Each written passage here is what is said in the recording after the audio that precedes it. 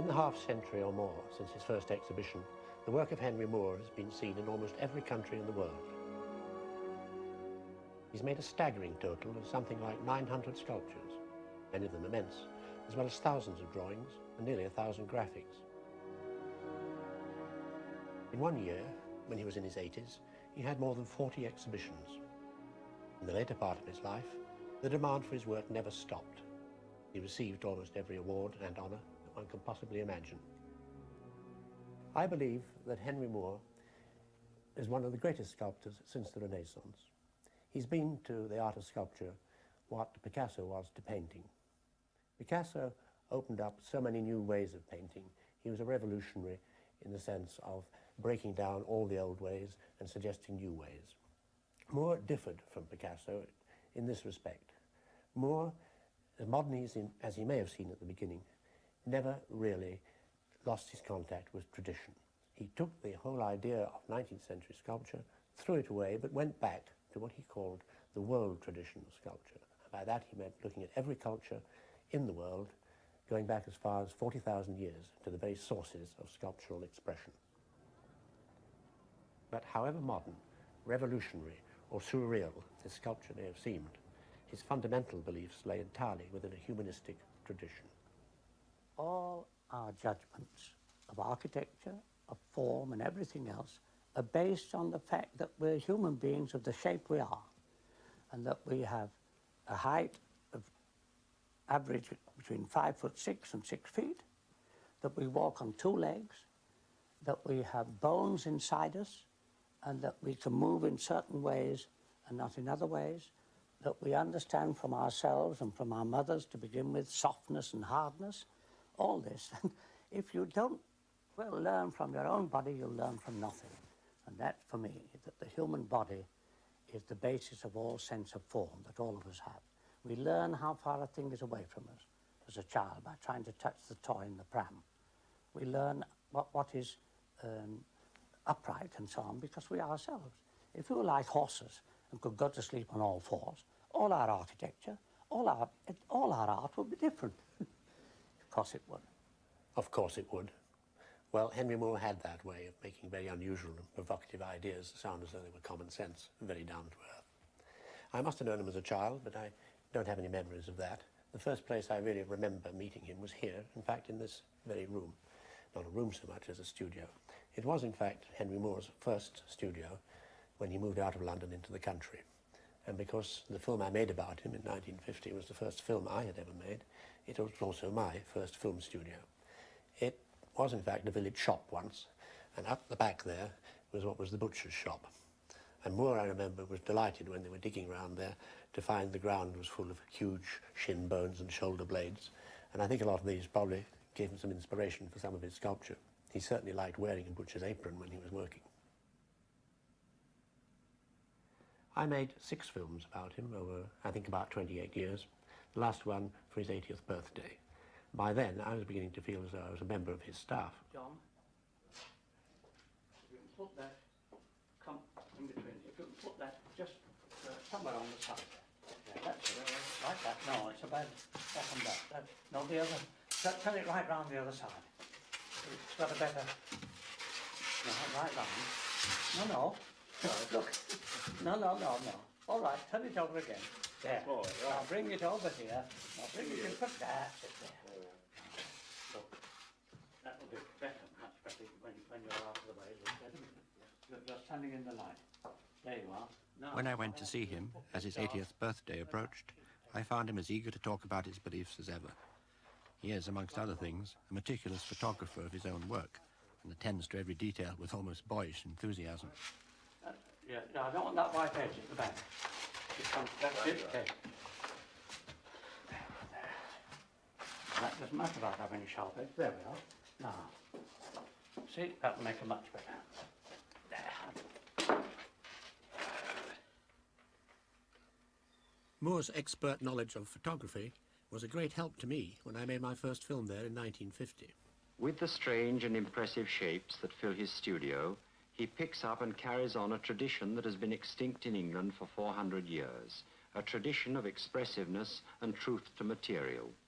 The studio is a workshop in which he turns his ideas into tangible forms. At first sight, this world is unfamiliar and puzzling to us. But the quality and quantity of Moore's work has a unity that could only come from great originality and strength. Sculpture of this kind is a challenge to our accepted ideas, and we must understand the sculptor's approach to his work before we can appreciate the work itself. The sculptor is distinguished from other artists by his materials and by the way he uses them. Here are Henry Moore's hands and his tools.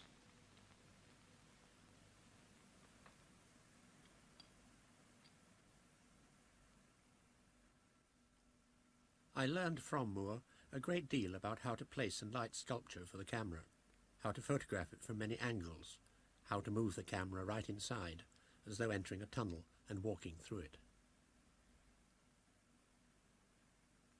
I also learned a great deal about art. I think I picked up from him really the basic sort of signposts in my own artistic belief. It was impossible to work so closely with Moore without really absorbing his ideas. Henry Moore was born at Castleford in Yorkshire. It's a typical 19th century mining town. D.H. Lawrence was born in a very similar place in Nottinghamshire. There must be 100 others like it all over the country. Moore has been given the freedom of Castleford. They're as proud of him there as they would be if he'd played cricket for Yorkshire. He was born in 1898 in an ordinary terrace brick house. His father was a miner and a friend of Herbert Smith, who helped to found the Yorkshire Miners' Union. When times were bad, his mother went out to work. There were 8 children in the family altogether. 2 died, 3 became teachers, 1 was lost to sight in Canada. Henry, who went to the local school, was the one who was good at art. They still keep there a caricature of his headmaster, with his own name, much bigger, alongside. He carved it on the back of the school Roll of Honour, which he designed in 1916. He also wrote plays, acted in them, and designed the program covers. He was good at pottery, and in all these activities owed a great deal to the encouragement of his art teacher. As a boy at school, I liked the art lessons. I liked drawing. I used to get my elder brother to draw horses for me and so on from as early as I can remember. But the little incident that clinches the thing in my mind was our parents used to send me and my younger sister to Sunday school on Sunday afternoons to get rid of us, I think, mainly. And the Sunday school we went to was a congregational chapel, although we were Church of England. And the superintendent every Sunday used to give a talk about some little moral, would always have a point to the talk. And one Sunday he told us about Michelangelo carving the head of an old faun in the streets of, in his studio in the streets of Florence. And that a passerby stood to watch Michelangelo carving this head of an old faun, and after watching 2 or 3 minutes said to Michelangelo, but an old faun wouldn't have all its teeth in. Michelangelo immediately, said the superintendent, took his chisel, knocked out 2 of the teeth, and there, he said, was a great man listening to the advice of other people, even though he didn't know them. Now, this story didn't stick in my mind for its moral, but merely that there was someone, Michelangelo, a great sculptor, and from then onwards, instead of saying, like most boys might, that one wanted to be an engine driver and so on, this just pinpointed something in my mind, and I knew from then onwards. In the early 1950s, Henry Moore could just walk out of the house and into this shed, and that was all there was to it. And this was the only studio. There was a small space outside, a kind of patio, which faced the garage door. All the work was done within that small area, right up till the time when he became a really famous and international figure. But of course, as his fame increased, his income increased, and with it, the size of his sculpture and the extent of the whole operation. It became quite extraordinary, the way Perry Green became almost a little country of its own, as Henry Moore occupied one building after another. It spread out over the fields, into the sheds and barns, and it became a kind of sculpture park. By 1958, his studio had expanded greatly. Now that he was earning more, he could do more. His old studio was used more and more for small pieces, for polishing and finishing off castings, and for maquettes, and for the sort of jobs that assistants could do for him. The garden around the house had grown very considerably, and sculptures were placed in it to the best advantage. Beyond the garden, Moore had taken over 2 large fields and a small wood. In the first field, he'd built a new studio well away from the house, where he could work both night and day. It was built to his own design, with doors and roof high enough for his largest works, and a terrace onto which he could move his sculptures. This was important because he felt very strongly that sculpture meant to be looked at out of doors cannot be made entirely indoors.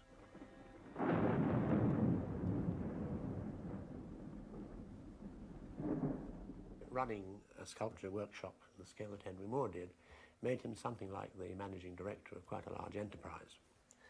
All the same, he had a very strict routine to deal with all this. One wondered sometimes where and when he managed to do his actual creative work. But he'd have breakfast at 8, he would have a meeting with his staff at 9 o'clock to brief them for the day's jobs. He would read the Times perhaps for half an hour, and then he would sit down with his secretary and go through the mail, things like this, before going down to the studios to see what was happening. All this took place in a very simple, straightforward domestic routine, really very homely. And if you came down to see him, you would have lunch. Lunch would be cold lamb, baked potato, or something like that. Everybody had a bottle of Guinness, each separate bottle of Guinness by each plate, each one with its own little opener. I always remember that. You do sort of get sidelights on people. I remember having a dinner with the abstract sculptor Norm Gabbo, and he chose chicken, spring chicken, and watching him trying to carve that spring chicken, it was a total disaster. Within 2 minutes there was just wreckage on the plate. Now to see Moore carving into a sirloin of beef was one of the small joys of life. And in no time at all there was the most beautiful 2-piece reclining figure there. Of course, things could go wrong. There was a great occasion once, I think, when the sculpture fell off the back of a lorry on the motorway. It puzzled the police somewhat. We were lucky once, in fact, if lucky is the word, because we had cameras there when something quite serious went wrong. The sculpture was tied by nylon straps to the jib of a massive crane. The hangar roof, only inches above, created problems. A false move, a faulty calculation, and the sculpture could slip, the crane overturn, the hangar be demolished. Noack drew the lines along which he would cut. He hoped to take out a whole half section in a single piece.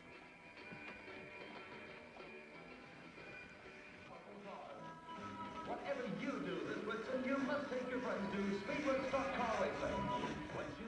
As Noack cut the last few inches, the weight of the sculpture was transferred from its base to the straps.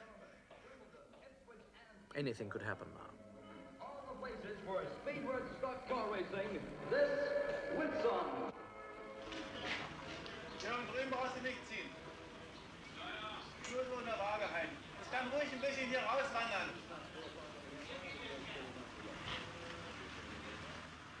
Moore went to lunch.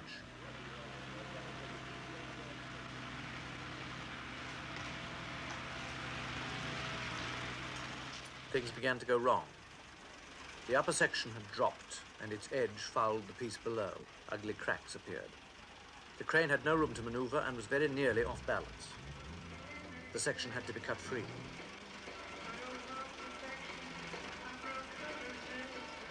Then it happened. The top section had cracked at its narrowest part. The plaster was torn, the armature had snapped. The falling piece swung into the other half of the sculpture and made an ugly dent. By the time they'd got the first piece out, Moore came back from lunch. Surprisingly, he was calm, philosophical, and above all, practical.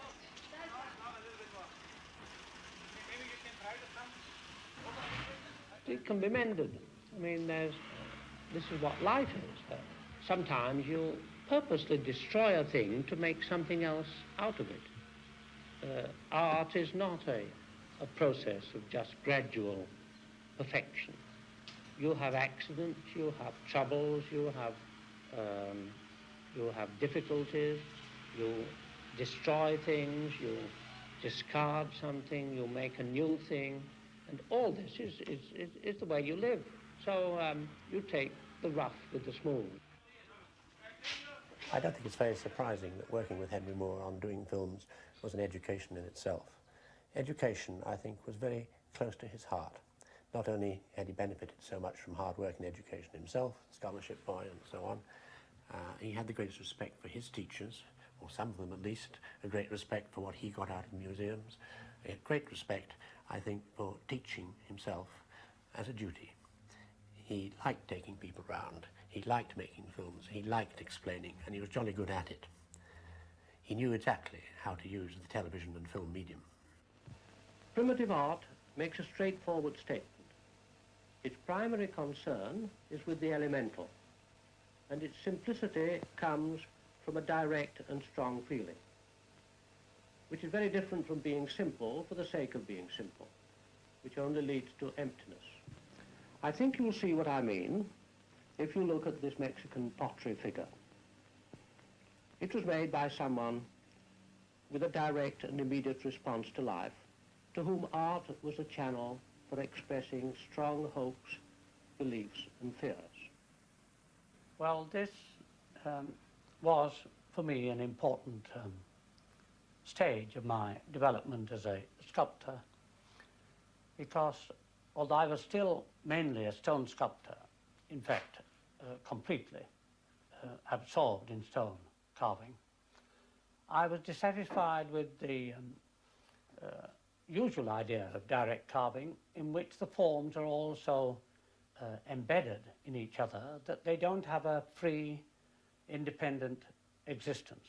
And here I was trying to make so that, say, this form, which is like the shape of an egg, which is the body, is completely, almost completely realized, though not separated from the rest. That is, that I was making the forms realized enough and yet compact enough. It was a very important stage in my development as a sculptor. Also, I was in this getting the freedom to mix forms, the forms of one thing with the forms of another, and yet perhaps making a unit, kind of organic unit, out of the whole. And this I've done at later times. I mean, here is the back view of a figure. This is a kind of egg. This is the sort of head. And it has, the whole has some sort of sense of a jug. But it is an organic form. And I remember a little child, my niece, I think, who was very young, when she first saw this, she said, "Oh, an elephant in an armchair," which was I was very pleased that she had felt some real object, some real person.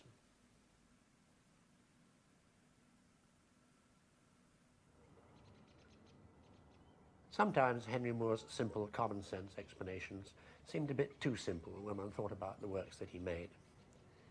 He was always ready to explain the sturdy dimensions of his female figures by telling that old story of his about how he used to rub his mother's back as a child to help her with her rheumatism. It's certainly true that his chief muse was an Earth Mother, but I wonder sometimes if there wasn't also a Venus or an Aphrodite in the background. Some of his work seems to me to be sensual and tender, extremely beautiful and sexually overt. But the erotic content, if that's what we should call it, was something he wasn't at all anxious to talk about. The whole of life is made up of the, I mean, if you want to look, if you want to interpret form from this point of view, then everything is sex. And the appreciation, everybody's appreciation of form is built on this appreciation of sex. I think that my part of my early training as a young sculptor comes from going to a mixed secondary school, where I could look at all the girls' legs, all from the age of 12 or 13, and I could tell you in the school, which girl was which, if you'd only shown me her figure from the knee downwards. This was, so this, I mean, this is a, but it isn't that thing that you mean. I mean, the fullness of form, the tautness of form, all these things are connected with life, and life is sex and so on. So it's not a conscious thing that you use your brain over. I suppose to many people, especially in the 40s and 50s, Henry Moore was best known as the man who made sculptures with a hole in. In fact, of course, the thing he was best known for was the reclining figure. But these reclining figures, many of which he did just before the war, beautiful though they were only really admired and known about by a few people. The work that made him famous in the popular mind were his drawings, not his sculptures. And these drawings came about when the war started, and his friend Kenneth Clark, who was then director of the National Gallery, appointed him as a war artist. I used to go into London 2 or 3 days a week to do my shelter drawings. It's curious how they all started. To begin with, I hadn't wanted to be a war artist, although I had been asked to be, because to me there seemed nothing unusual and nothing different in that early period of so-called phony war that made any new experience or gave me any new experiences. But this particular night, for some reason or other, we came back by tube. And it was then that I first saw the shelterers down the tube. I began to be fascinated by all the people, the kind of family life that they were leading, and these children still fast asleep, although the trains were rattling by and making terrific din. And there, stretched out in front of me, were rows and rows of reclining figures, Henry Moore reclining figures.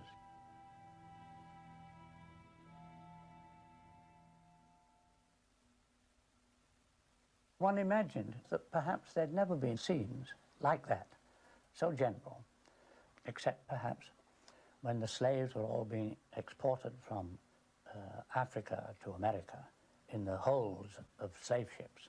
People would be all crowded together like that, probably.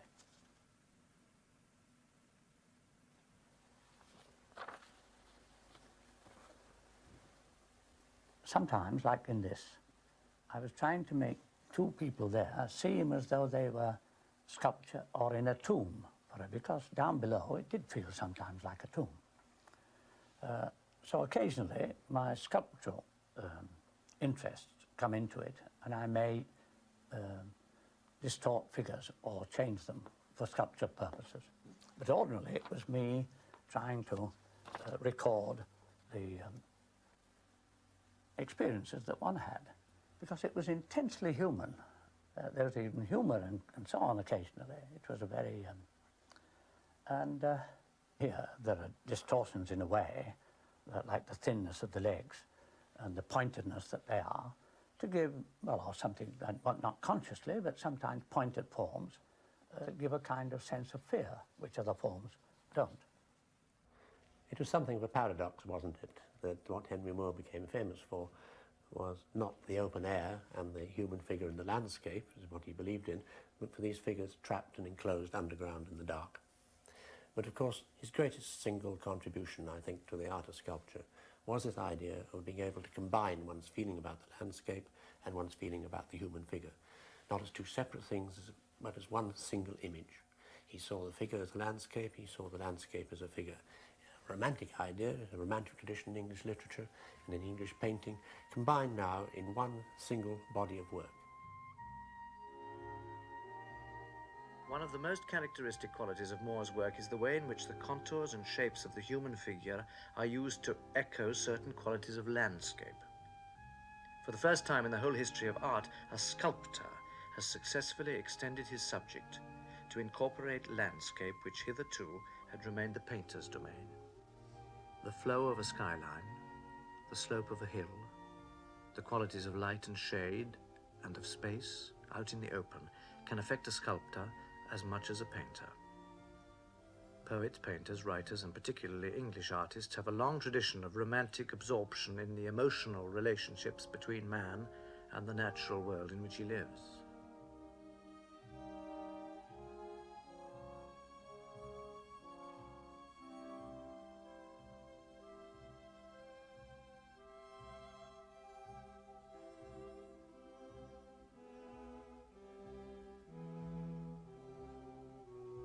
This very special sculptural quality of landscape, rather strange and wild, immensely powerful and monumental, was certainly something Moore knew all about from his childhood excursions on the Yorkshire moors.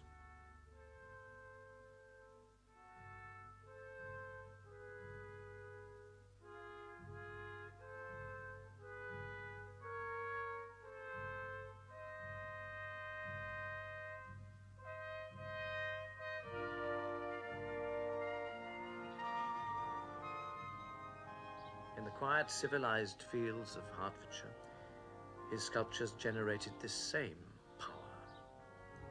A leg is clothed in a massive cliff face of drapery, which flows over a body whose trunk is as strong as the trunk of a tree. The shoulder supported on the arm is a hill, and the head almost a monument or a lookout post on a summit.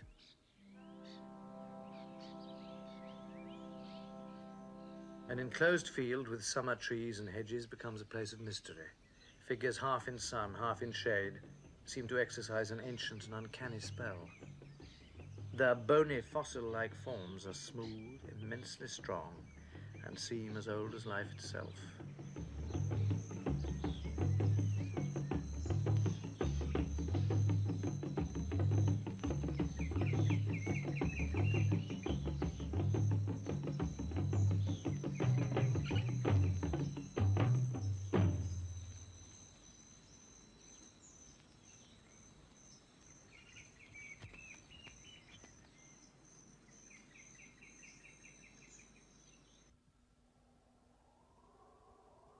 There is a remote glen in Scotland which has become a kind of sculpture valley. By a deserted track, a solitary figure stands like a sentinel, and the winds blow between its slender limbs.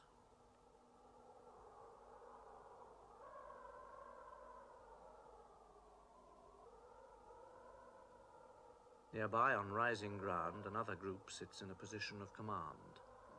They embody the idea of royalty. The heads of this king and queen are abstracted into shapes which combine ancient symbols of majesty. The bird head, the beak, the beard, the crown. They have about them a fierceness, too, appropriate to the authority of tribal rulers.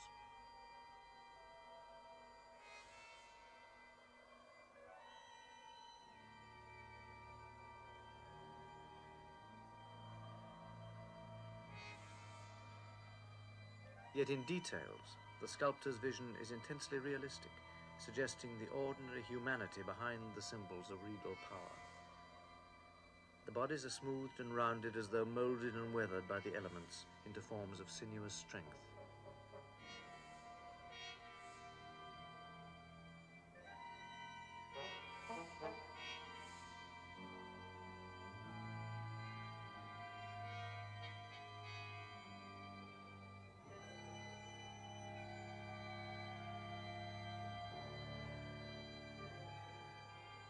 The king and queen are guardians and rulers of the kingdom that stretches beneath their gaze to the distant border.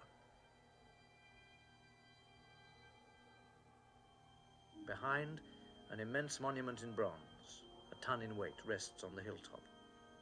It can be seen like a beacon for miles away. It stands exposed like a massive boulder, left there by a glacier thousands of years ago. Moore calls this a crucifixion form, combining in it suggestions of a cross, a severed torso, and human suffering.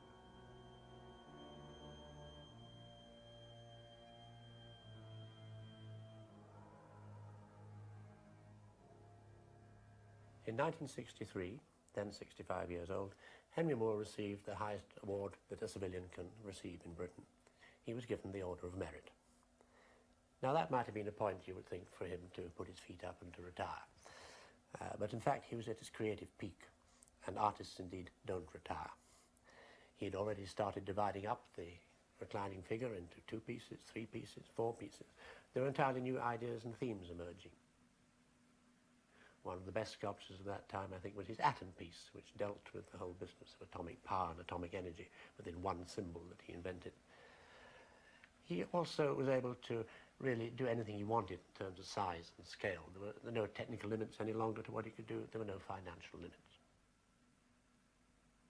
He also began to go to Italy, and there he bought a small 2-bedroom villa, a very modest place, in a little seaside town that was called Forte de Marmi. Now, Moore was not really the man for family holidays. There was always a reason behind these trips abroad. And Forte de Marmi was very near the marble quarries, the very famous Carrara marble quarries where Michelangelo had worked. To the chemist, marble is just calcium carbonate. To the workers in the mountain villages, it's a job. To the directors of the engl quarries where Michelangelo got his stone, it's almost a religion, a mystique.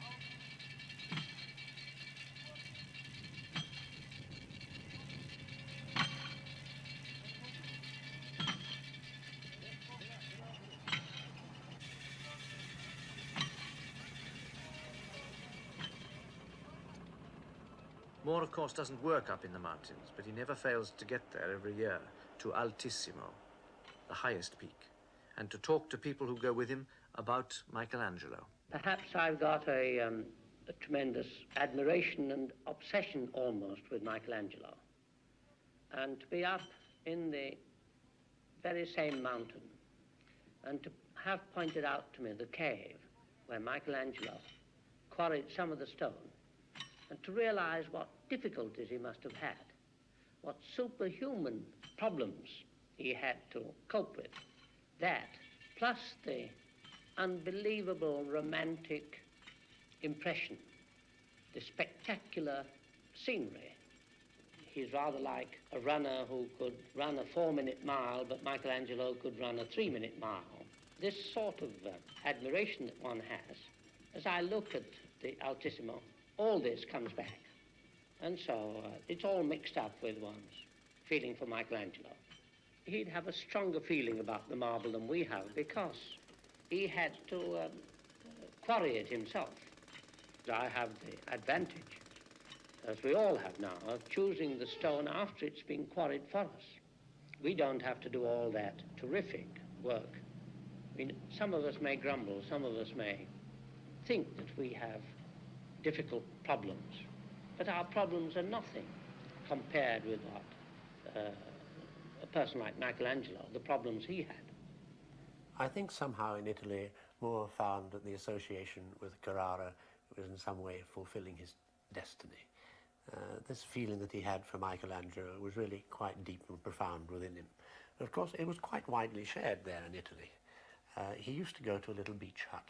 He didn't go to any of the grand hotels or to the beach clubs or the fashionable places, but each year to exactly the same place, a little row of huts.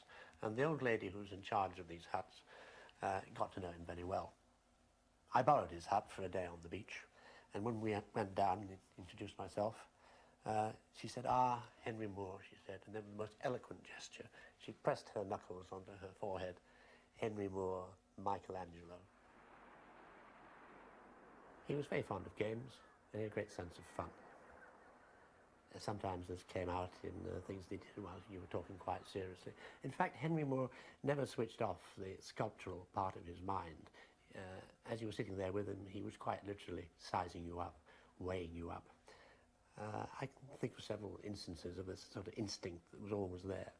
Talking with him about sculpture and his interlocking pieces, he simply illustrated the idea by taking some potato crisps out of the basin on the bar and fixing them together in different ways to make his point. Another time, after we'd been filming, we were sitting having dinner on the hotel, and enjoying the meal and enjoying the Chianti. And he suddenly looked at me and said, I bet I can tell you the circumference of your head. Well, I haven't the foggiest idea. But he guessed, and he measured it with a tape measure, because he always carried a tape measure in his pocket. You would never find Henry Moore anywhere in the world without this little tape measure. And he measured my head, and he got it right within a quarter of an inch.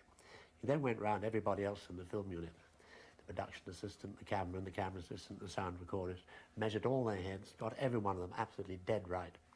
Well, we were very impressed with this, so we went into the hotel lounge for coffee. It was a very respectable hotel. And we sat down on the chintz sofa and we said, well, come on, Henry, how high is the coffee table? Took out his tape measure, 23 inches. It was. He'd won again. How high is the lamp standard? What about the sideboard?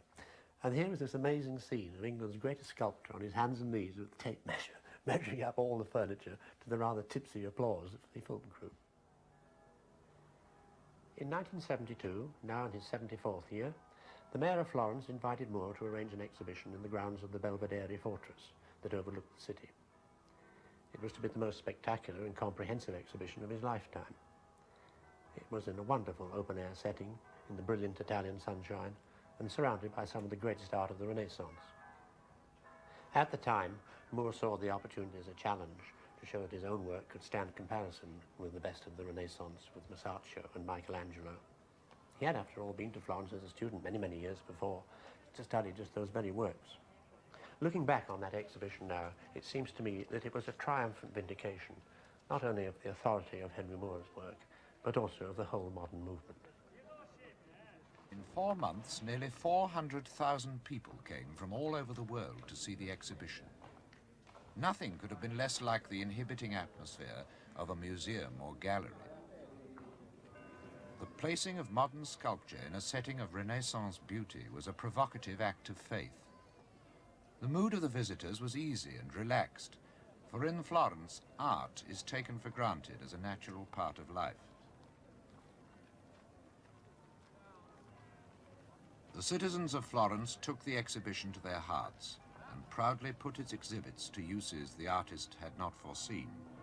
Sculptures were photographed as if they were film stars, religious relics or fashion models.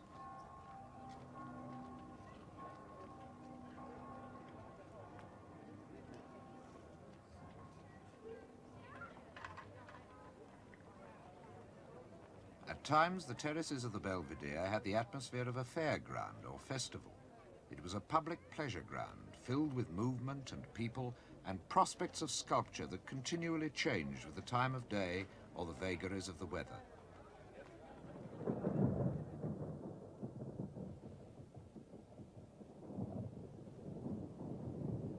In the Renaissance, Michelangelo had nothing worse to face than the patient and deferential Vasari, the first biographer of the great artists of his time. Moore turned out in the rain to face television cameras and journalists with deadlines to meet and planes to catch.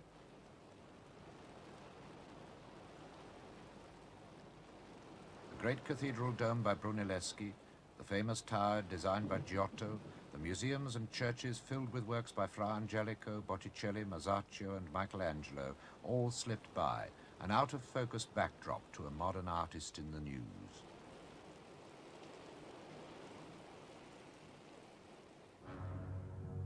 The big sculptures in the open air, each one cited by Moore himself, were what made this exhibition unique. One would have had to travel the world to see so much at any other time.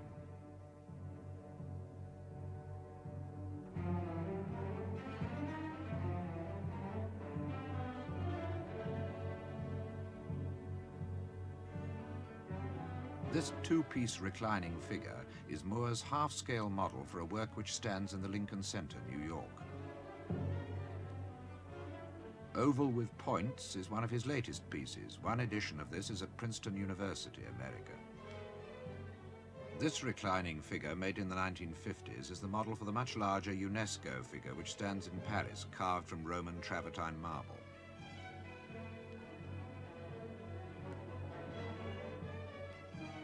Crucifixion form, bronze, 1955. The best-known version of this stands on the top of a mountain in Scotland.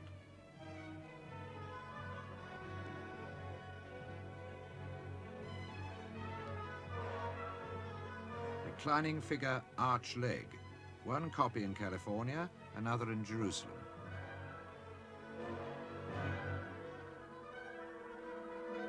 Torso, 1967. There are 9 castings of this. There is such a demand for Moore's work that editions of 6 or 7 are quite usual.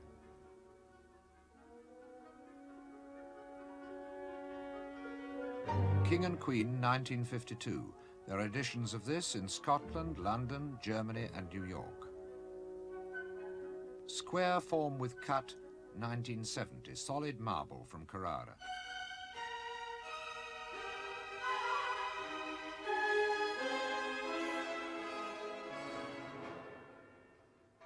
Of course, at the time, nobody believed for a minute that that retrospective exhibition in Florence was going to be the last Henry Moore retrospective. In fact, his exhibitions continued year after year in almost every country in the world. But sculpture is a tough, hard trade. And gradually, as he got older, Moore turned more and more to drawing. Now, drawing he used to do simply to find out what he wanted to do in sculpture. It was a means to an end or a way of training his eye. But now he was doing drawing for its own sake. I've always been fascinated by sheep. I think there's something about sheep which no other animal, for me, has quite that ancient biblical quality. And I began drawing the sheep, just merely because I couldn't do my sculpture. Not because I intend doing a sculpture of sheep, but merely because I enjoy drawing. And I enjoy sheep. So that for 2 or 3 weeks, while the packing was going on, I came down here each day and drew the sheep. And one of the things, as I found one could do, that by, if they came near the window, by tapping on the window, the sheep couldn't see inside because it's darker in here than it is in the field, but they were curious, they could hear, and they'd stand even for 5 minutes, just looking in this way, just looking through, trying to find out where the noise came from, and they'd stay like that for nearly 5 minutes, giving me the chance to draw them.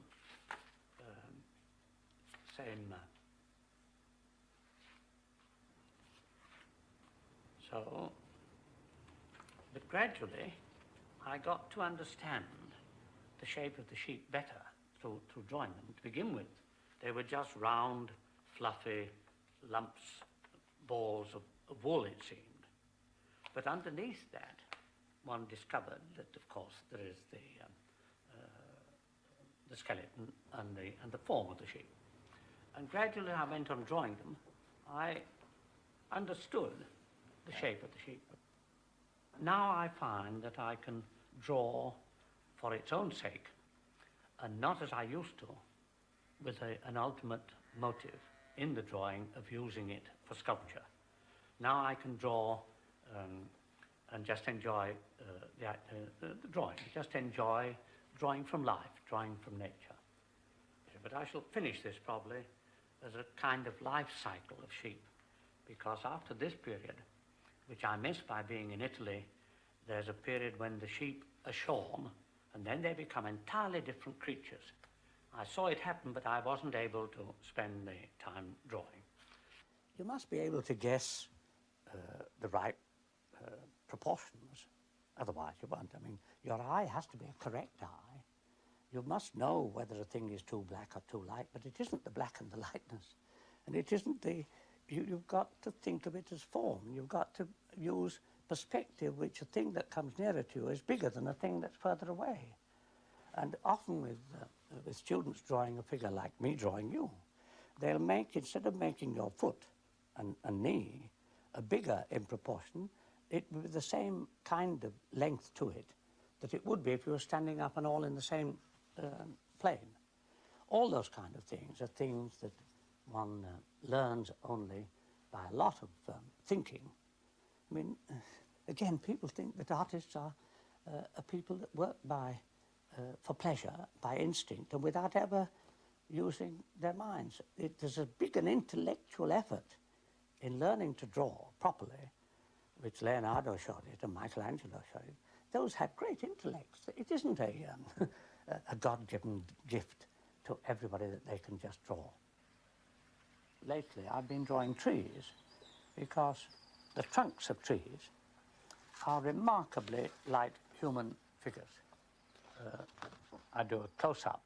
This to me is like a knuckle or a knee or a breast, but there is the solidity and the body, the meat in it.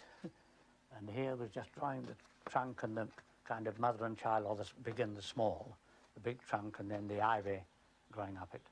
I think if I were an educationalist, I'd suggest that drawing should be made much more necessary or regular in schools, not because you're trying to make a nation of painters or sculptors or artists, but only because you teach grammar and literature, not because you're trying to make another lot of Shakespeare's, but to make them understand and use language. Well, in the same way, I think drawing is a tremendous eye-opener to people, and it would make their lives much richer. Moore, I think, somewhere talked about art as being a stimulation to greater effort in living. Effort rather than enjoyment. But then for him, you see, work was enjoyment. I once asked him what he felt about the general attitude to culture in a modern age.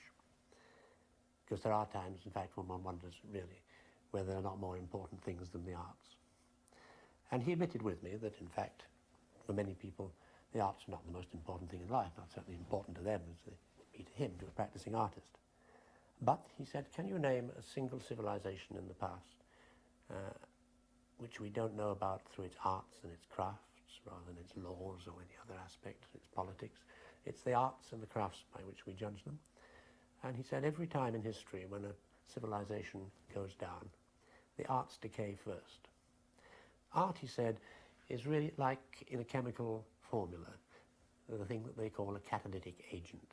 It's a tiny, tiny, small element within the whole, and yet without it, nothing happens. Art to him is the catalyst of society and of civilization.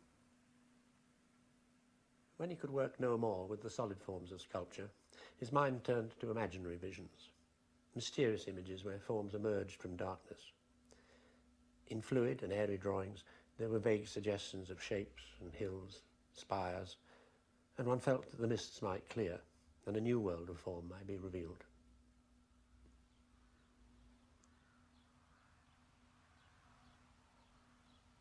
Now, around the fields and woods of the countryside, where he's worked for so many years, his sculptures give me a tremendous physical feeling of reassurance and of well-being. It not only comes from the protective maternal forms that he's exploited all his life, one might expect that, but also from works which give off immense energies and powers. They are symbols of endurance and tenacity. In the fields around his home, he has placed images as monumental as Stonehenge and infinitely more humane.